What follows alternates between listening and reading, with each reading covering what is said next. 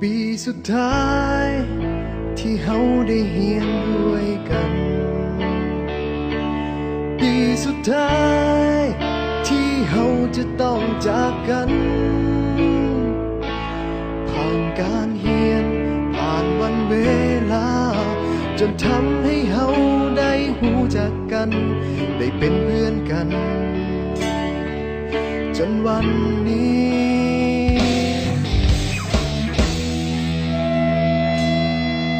มาถึงม.7 ปีนี้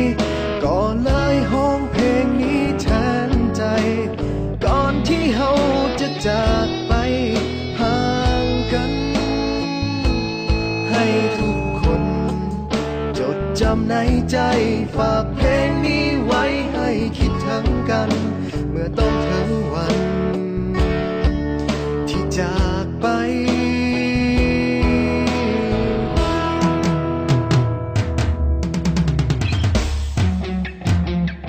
ก็เลยเขียนเพลงนี้ขึ้นมาให้ทุกคนหูไว้ออกมาจากหัวใจของเพื่อนคนนี้ถึงจะอยู่แห่งหนใดยังคิดถึงกันทุกวินาทีจึงขอมอบเพลงนี้แด่เพื่อนทุกคน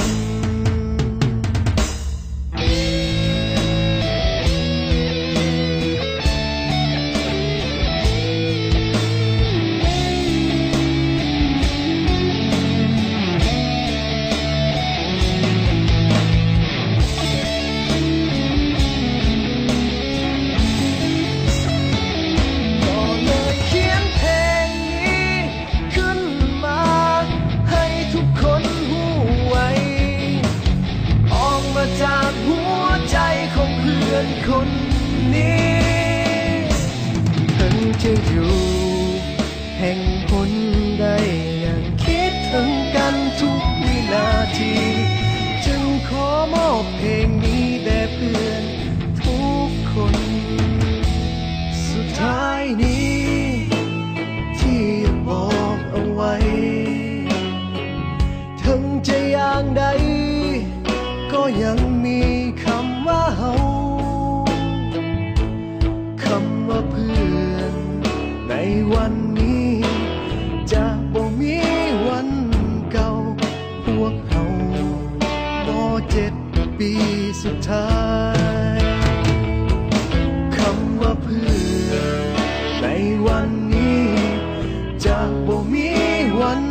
เก่าพวกเฮาม.7 ปีสุดท้าย